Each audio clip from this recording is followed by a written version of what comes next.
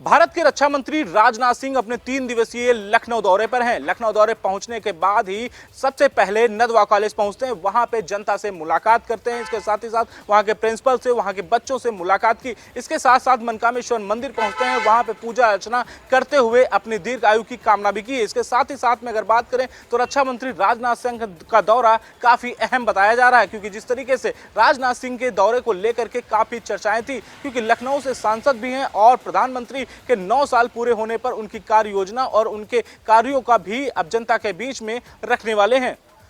21 जून को अंतर्राष्ट्रीय योग दिवस मनाया जाएगा। इस मौके को और बेहतर बनाने के लिए राजधानी लखनऊ का जिला प्रशासन पूरी तरह मुस्तैद है। आपको बता दें कि 21 जून को राजधानी के 2200 पार्कों में एक साथ लखनऊ के नागरिक योग करेंगे। निश्चित तौर पर ऐसे में कहीं ना कहीं योग दिवस को विशेष बनाने के लिए पूरा जिला प्रशासन का अमला है, अब लग चुका है, लोगों को जागरूक कर रहा है। कल से योग सप्ताह का शुभारंभ हुआ। इस अवसर पर अगर बात करें तो 12,000 से ज्यादा लोगों ने एक साथ योग अभ्यास किया। 21 जून को होने वाले योग दिवस के दिन कहीं ना कहीं उसको विशेष बनाने के लिए लाखों की संख्या में एक साथ लोग योग करेंगे और निरोग होने के लिए आगे बढ़ेंगे। पीएम मोदी के 9 साल को लेकर लगातार भारतीय जनता पार्टी इनका एक कहीं ना कहीं महाजनसंपर्क अभियान चला रही है। इसको लेते हुए आज उत्तर प्रदेश की राजधानी लखनऊ के सरोजनी नगर के विधायक राजेश्वर सिंह ने भी एक प्रेस कॉन्फ्रेंस की थी, जिसमें तमाम अपनी उपलब्धियों को भी गिराया गया। जिस तरीके से ओडीओपी की बात की जाए, चाहे हर घर नल से जल की बात की जाए, चाहे स्वच्छ भारत की बात की जाए, चाहे इंफ्रास्ट्रक्चर की बात की जाए, चाहे बात की जाए महिला सुरक्षा की, हर तरीके से भारतीय जनता पार्टी की जो मोदी सरकार से पिछले 9 साल में पिछले 60 साल से ज़्यादा के काम किए हुए हैं। राजेश्वर सिंह ने यह भी कहा कि जिस तरीके से सरकार काम कर रही है, आगे ऐसे में एक विश्व गुरु के रूप में मानी जाएगी। हमारी जो मनोकामनाएं हैं वो कहीं ना कहीं महत्वाकांक्षाओं को पूरा करने वाली सरकार है, गरीब उत्थान की सरकार है, गरीब कल्याण की सरकार है। और पिछली जो सरकारें थी वो कहीं ना कहीं सिर्फ वादे करती थी, अपने वादों को पूरा नहीं करती थी। पर मोदी सरकार है जिसने जो वादे किए वो पूरे किए, और आगामी 2024 के इलेक्शन में हम वादों को पूरा करते हुए अपनी जनता के बीच में जाएंगे। जनता से जो वादे किए थे उनको पूरा किया है, उसी को हिसाब लेके जाएंगे। और माना जा रहा है कि 2024 में एक बार फिर से उत्तर प्रदेश से ही प्रधानमंत्री मोदी को देश का प्रधानमंत्री बनाएंगे।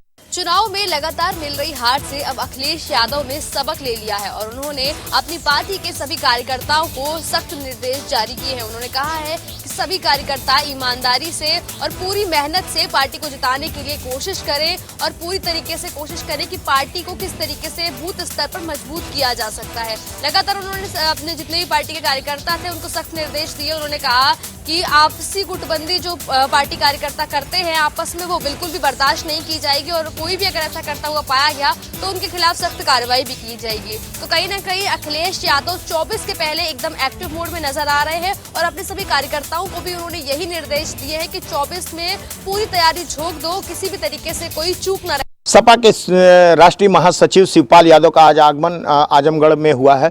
रानीसराय थाना क्षेत्र के चढ़ई गांव में परमिंदर यादव के घर पे जाना हुआ। उसके परिवार के शोकाकुल परिवार के सांत्वना देने हुए वो बीएसएफ में छत्तीसगढ़ में तैनात था और जिसकी मौत हो गई थी। और शिवपाल यादव ने कहा कि वो आतंकवादी हमले में मारा गया है, उसको शहीद का दर्जा मिलना चाहिए और उसके परिवार को सरकारी मुआवजा कुछ मिलना चाहिए। और वहीं पर पत्रकारों से बात करते हुए शिवपाल यादव ने कहा कि जो भाजपा सरकार पे निशाना साधते हुए कहा कि जो 9 साल सरकार अपना पूरा होने पे जो अभियान चला रही है वो पूरी तरह से ही जनता को बरगलाया जा रहा है और कोई भी काम 5 कार्य अगर ढंग से की हो बीजेपी तो बताए। और इस पे वो इस सवाल पे कि भाजपा बार बार जो भी नेता आता है बार बार ये इल्ज़ाम लगाता है कि सपा के राष्ट्रीय अध्यक्ष ने ही यहाँ पे अंतर्राष्ट्रीय हवाई अड्डा को रोका है, वो नहीं चाहते कि यहाँ की आजमगढ़ का विकास हो। इस सवाल के जवाब में उन्होंने कहा कि ऐसा कुछ नहीं है, यहाँ के किसान को पूरा मुआवजा नहीं दिया जा रहा है, जिससे यहाँ के किसान आंदोलित हो रहे हैं। अगर उनको पूरी सही तरीके से बात करके पूरा मुआवजा उनको दिया जाए, उनकी पूरी जो कीमत है वो दी जाए तो इस पर कहीं कोई रोक नहीं है और ये अंतर्राष्ट्रीय हवाई अड्डा जरूर यहाँ की जनता को मिलेगा। और इसी क्रम में आगे बढ़ते हुए उन्होंने चुनाव 2024 के चुनाव को लेकर कहा कि हम यहाँ से 80 के 80 सीट लोकसभा चुनाव जीतेंगे और हमारी प्रधानमंत्री कौन बनेगा ये आगे तय करेंगे। और ये बातों ही बातों में ये भी इशारा किया कि आजमगढ़ से खुद वो चुनाव लड़ सकते हैं, लेकिन इस बात को घुमा के उन्होंने कहा कि बाकी जो है आगे की जो ही इस पे जो है राष्ट्रीय कार्यकारिणी इस पे तय करेगी कि कौन यहाँ से चुनाव लड़ेगा। सपा प्रयागराज के माफिया ब्रदर्स को ईडी ने अपने रडार पर ले रखा था। इसी बीच माफिया ब्रदर्स को मौत के घाट उतारा जाता है। अब ईडी की रडार पर प्रयागराज के माफिया ब्रदर्स के करीबी हैं।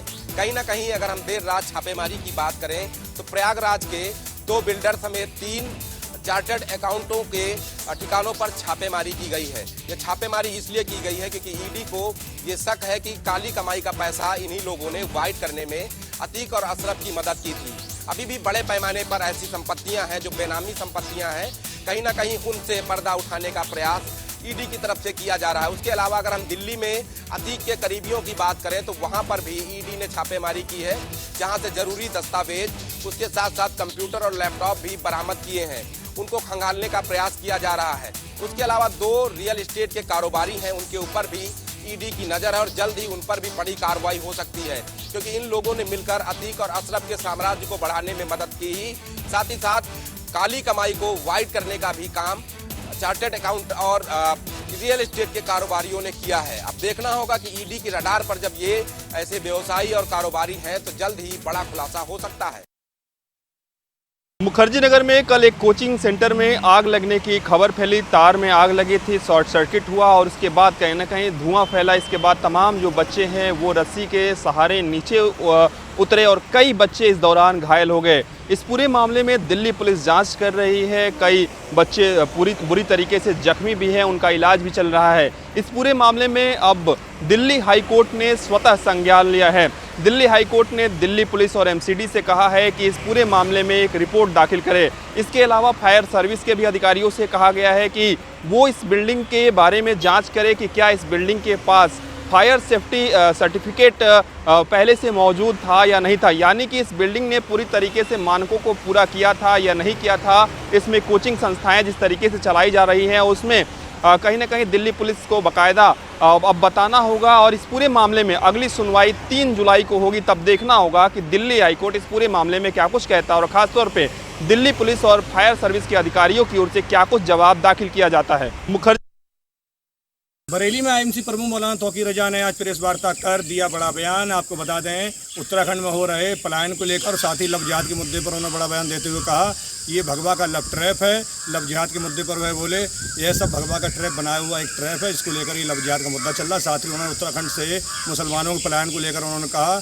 ये पलायन जो है गलत तरीके से किया जा रहा है और हमने यहाँ तो चूड़ियाँ नहीं पहनी और हमें मजबूर ना किया। जब मजबूर अगर किया गया तो उत्तराखंड जाकर हम सरकार का घेराव भी करेंगे। साथ ही वह बोले जिस तरह से मस्जिदों को नोटिस दिया जा रहा है, उन्होंने साफ तौर पर कहा 1921 की नगर पालिका में जितने भी नगर निगम के नगर पालिका नक्शे में जो भी दर्ज हैं मस्जिद व मंदिर वो सारे वैध माने जाएं और जो मस्जिद अवैध हैं 1921 के नक्शे के अनुसार जो कि नगर पालिका का बना हुआ नक्शा है जो अवैध हैं उसको स्वयं जाके तोड़वाने के लिए तैयार हैं। लेकिन बीजेपी यह भी तय कर दे 1921 की नगर पालिका के नक्शे के अनुसार जो मंदिर वैध हैं उनको वैध रखा, जो अवैध मंदिर होंगे उनको बीजेपी द्वारा तोड़वाना पड़ेगा।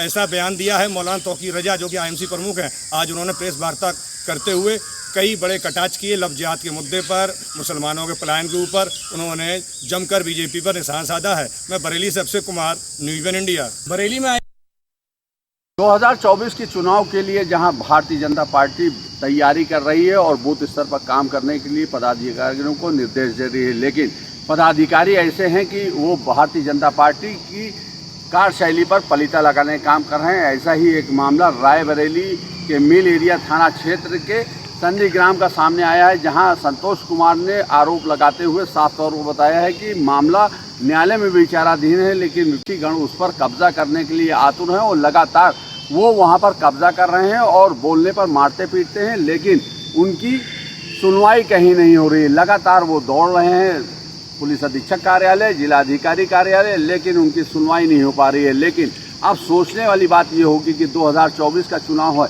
और अगर भारतीय जनता पार्टी के ऐसे पदाधिकारियों का नाम सामने आएगा तो क्या सरकार हम 2024 में बना पाएंगे या नहीं, ये देखने वाली बात होगी। फिलहाल अब इस पर पुलिस अधीक्षक या जिला अधिकारी रायबरेली माला श्रीवास्तव क्या कार्रवाई करती हैं, ये देखने वाली बात ज़रूर होगी।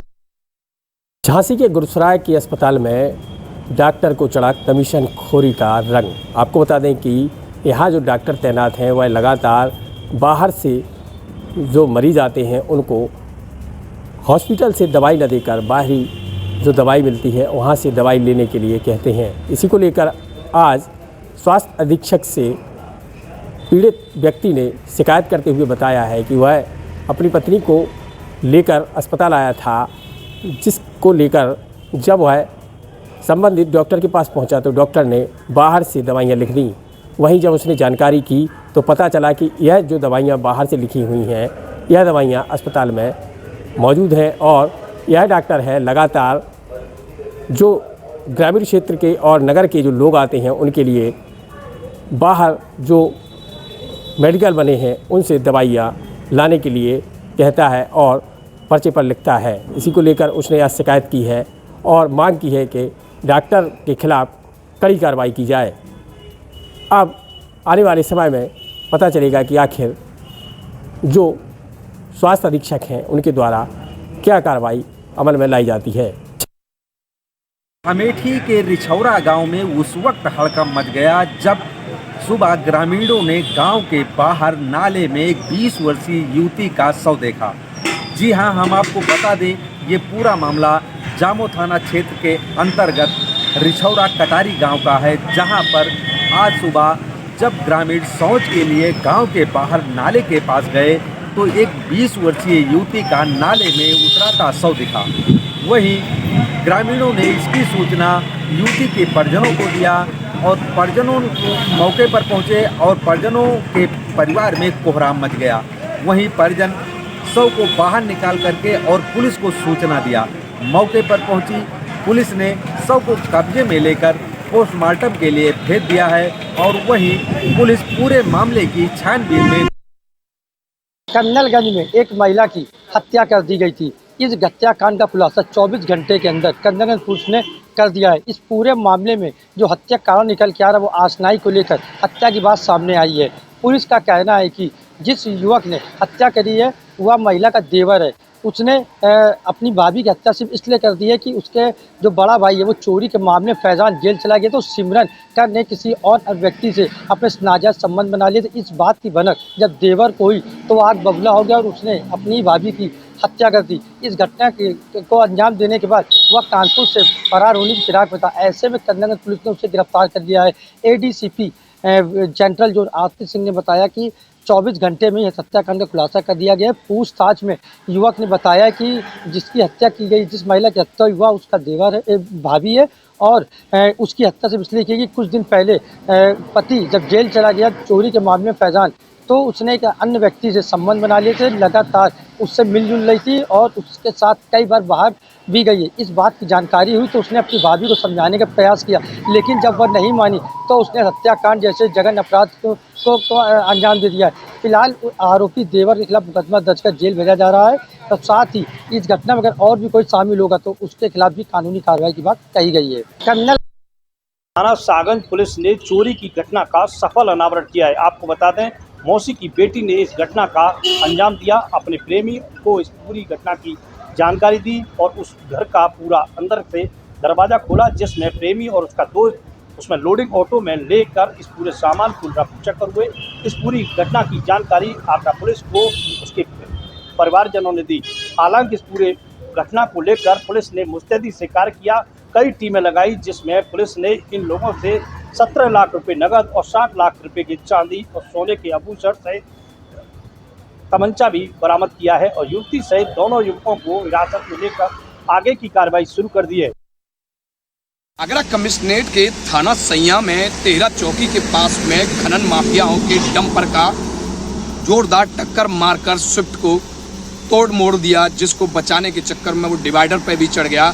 जबकि थाना सैया से होकर टोल से गुजरते हैं NH3 पर ओवरलोड वाहन जो कि अवैध रूप से गिट्टी भरकर लाते हैं। तमाम प्रशासन कार्रवाइयां भी करता है मगर इन पर लगाम लगने का नाम नहीं ले रही है।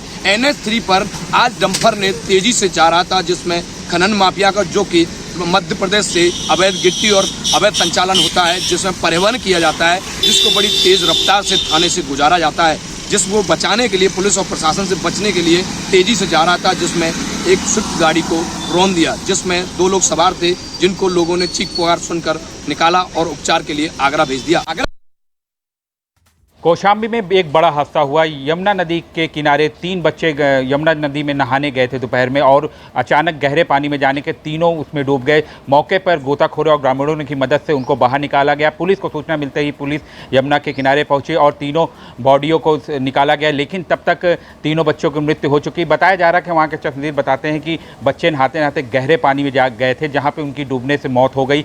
जिनको मौके पर ही जो गोताखोर नाव वाले थे उन्हें तुरंत उन बच्चों को खोजा और गोताखोरों की मदद से उनकी बॉडी को बाहर निकाला गया। पुलिस ने मौके पे तीनों बॉडी को अपने कब्जे में लेकर पोस्टमार्टम के लिए भेजा। अगर बात करें तो ये पिपरी थाना अंतर्गत सकोड़ा गांव के बच्चे बताए जा रहे हैं कि जो तीनों बच्चे थे सकोड़ा गांव के थे और वहीं पे पास में ही यमुना नदी में नहाने गए थे, जिसके गहरे पानी में जाने के वो डूब गए और जिनके कारण उन सब तीनों की मौत मौके पर। संगीत में रुचि रखने वाली एक छात्रा आकृति वाजपेयी की संदिग्ध परिस्थितियों में मौत हो गई है। मौत के बाद परिजन ने चुपचाप तरीके से उसको दाह संस्कार कर दिया, ना ही पुलिस को सूचना दी, ना ही आस पड़ोसियों को सूचना दी।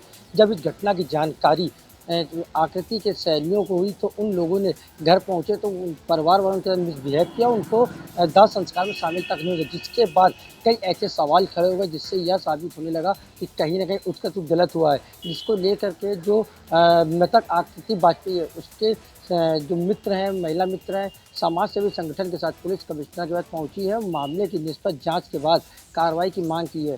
आरोप है कि जो आकृति वाजपेयी उसके संगीत को लेकर परिवार के लोग नाराज रहते थे, उसके साथ मिसबिहेव करते थे, उसको मारपीट करते थे। इस तरह का आरोप उसकी सहेली ने लगाया है, जिसके बाद जो स्टाफ अफसर है अशोक सिंह, उन्होंने पूरे मामले की जांच एसीपी कल्याणपुर को दी है। उनका साफ तौर पर कहना है जिस तरह के आरोप हैं वो काफ़ी गंभीर है। संगीत में रुचि रखने वाली एक छात्रा आकृति वाजपेयी की संदिग्ध परिस्थितियों में मौत हो गई है। मौत के बाद मुजफ्फरनगर में जल जीवन मिशन के तहत पानी की टंकियां बनाने वाली कंपनी एनकेजी और ठेकेदारों के बीच में एक विवाद हो गया है। विवाद का कारण बकाया हुआ भुगतान बताया जा रहा है और जो कर्मचारी है कंपनी के, उनका आरोप है कि कंपनी के जो ठेकेदार हैं कार्यरत, उन्होंने कंपनी के सभी कर्मचारियों को बाहर निकालकर उनके साथ अभद्रता की और जो कंपनी का ऑफिस है उस पर ताला डाल दिया है। कंपनी की जो गाड़ियां हैं उन्हें भी छीन लिया है और कंपनी के कर्मचारियों के साथ मारपीट और गाली गलौज भी की है। वहीं दूसरी तरफ ठेकेदारों का कहना है कि करोड़ों रुपए का उनका बकाया कंपनी पर है और कंपनी के जो वरिष्ठ अधिकारी है वो उनके फ़ोन भी नहीं उठाते हैं। पूरा मामला अब नई मंडी पुलिस के हाथ में गया है। दोनों पक्ष मंडी की टीपी नगर चौकी पर जमे हुए। श्रावस्ती जनपद में फर्जी नर्सिंग होमों का मकर जाल पूरी तरीके से फैला हुआ है और आए दिन फर्जी नर्सिंग होमों में लोगों की जान जा रही है, लेकिन जो जिम्मेदार स्वास्थ्य विभाग के आला अधिकारी हैं ऐसे नर्सिंग होमों के खिलाफ कार्रवाई करने से कहीं ना कहीं कतराते नजर दिखाई दे रहे हैं। ताज़ा मामला भिंगा कोतवाली क्षेत्र के अंतर्गत दुर्गापुर केपी गांव का मामला प्रकाश में आया है, जहां पर एक गाजी नर्सिंग होम जो बताया जा रहा है फर्जी नर्सिंग होम, जिसमें एक महिला पथरी का ऑपरेशन कराने जाती है, जिसके बाद इलाज के दौरान महिला की मौत हो जाती है। मौत के बाद परिजनों में कोहराम मच जाता है और वहीं सूचना मिलने पर घटनास्थल पर पहुंची क्षेत्रीय पुलिस ने 100 का पंचनामा भरकर पीएम के लिए भेज दिया है और जो जिम्मेदार अधिकारी हैं स्वास्थ्य विभाग के और ऐसे फर्जी नर्सिंग होमों के खिलाफ कार्रवाई करने से कहीं ना कहीं हिचकिचाते हैं, जिसके चलते लोगों की जान भी जाती है। ऐसे मामला एक अगले महीने में प्रकाश में आया था, जिसमें एक फर्जी नर्सिंग होम के चलते एक महिला की जान गई थी, जिसमें भी जो स्वास्थ्य विभाग के जो जिम्मेदार अधिकारी थे लिपापोती ही कार्रवाई की गई थी और इस मामले में भी कहीं ना कहीं जो जिम्मेदार अधिकारी हैं इस मामले में लिपापोती करते हुए नजर दिखाई दे रहे हैं। लेकिन अब देखने वाली ये बात होगी कि ऐसे जो फर्जी होम हैं कब तक कार्रवाई की जाएगी। कानपुर के नौबस्ता हमीरपुर सागर हाईवे पर एक बार फिर से रफ्तार का कहर देखने को मिला है, जहां तेज रफ्तार डंपर ने घर के बाहर चारपाई पर सो रहे पिता पुत्री को जोरदार टक्कर मार दी। आपको बताते चले कि पूरा मामला घाटमपुर थाना क्षेत्र के नौबस्ता हमीरपुर सागर हाईवे का है, जहां जहांगीराबाद के पास तो तेज रफ्तार डंपर अचानक अनियंत्रित हो गया और घर में जा घुसा। इस दौरान घर के बाहर सो रहे पिता पुत्र को खटिया में जोरदार टक्कर मार दी, जिसके चलते मासूम बच्ची की दर्दनाक मौत हो गई, तो वहीं पिता बुरी तरीके से जख्मी हुआ। इस घटना में तेज आवाज सुनकर आसपास के ग्रामीण इकट्ठा हुए, मगर इस दौरान ट्रक चालक ट्रक छोड़कर फरार हो गया। घटना की जानकारी पर पहुंची पुलिस ने घायल को पास से ही CHC में भर्ती कराया है। साथ ही मासूम बच्ची के शव को कब्जे में लेकर पोस्टमार्टम के लिए भेज दिया है। बाराबंकी में अंधविश्वास के चलते 5 दिन के नवजात बच्चे को कलयुगी माता पिता ने खौलते तेल में उंगलियां जलाकर किया गंभीर रूप से घायल, CHC में भर्ती। पूरा मामला बाराबंकी जनपद के फतेहपुर थाना क्षेत्र के इसरौली गांव का है, जहां पर इरफान की पत्नी आसिया ने 5 दिन पूर्व में एक नवजात बच्चे को जन्म दिया, जिसके बाद से ही बच्चा न तो रोया और न ही दूध पी रहा था। वहीं ऊपरी साया समझकर अंधविश्वास के चलते कलयुगी माता पिता ने अपने 5 दिन के बच्चे के खौलते तेल में उंगलियां जलाकर गंभीर रूप से घायल कर दिया। वहीं आनन फानन में घायल बालक को सामुदायिक स्वास्थ्य केंद्र में फतेहपुर में भर्ती करवाया गया, जहां पर बच्चे की हालत गंभीर देखते हुए डॉक्टरों ने जिला अस्पताल बाराबंकी रेफर कर दिया। लेकिन अंधविश्वास के चलते कलयुगी माता पिता का न तो दिल ही पसीजा और अपने 5 दिन के नवजात बच्चे को खौलते तेल में उंगलियां डालकर पूरी तरीके से जला दिया। जहां एक ओर लगातार लोगों को जागरूक किया जा रहा है कि अंधविश्वास में न पड़ें, लेकिन वहीं अंधविश्वास आज भी कहीं न कहीं लोगों के जहन में घूमता रहता है। बिजनौर में कल एक बच्ची का अपहरण हुआ था। उस मामले में आज पुलिस ने प्रेमी सहित उसकी मां व भाभी पर मुकदमा दर्ज कार्रवाई शुरू कर दी। जी हां, आपको बताते चले एक नाबालिग बच्ची अपने भाई के साले के साथ फरार हो गई थी और उसको पुलिस ने बरामद कर कलेक्ट्रेट सभागार में परिजनों को जैसे ही सौंपने को चले थे, तुरंत एक गाड़ी आती है और वो गाड़ी उस बच्ची को दोबारा बिठा फरार हो जाती है। तो कहीं ना कहीं इस मामले में पुलिस की बड़ी लापरवाही भी नज़र आती है, क्योंकि पुलिस के सामने बच्ची का अपहरण होना अपने आप में बड़ा सवाल है। आज उसी पुलिस ने प्रेमी व प्रेमिका की माँ व प्रेमिका की भाभी के खिलाफ अपहरण का मुकदमा दर्ज कर कार्रवाई शुरू कर दी है और पुलिस का कहना है जल्द से जल्द इन आरोपियों को पकड़ गिरफ्तार कर जेल भेजा जाएगा और बच्ची को सकुशल बरामद कर लिया जाएगा।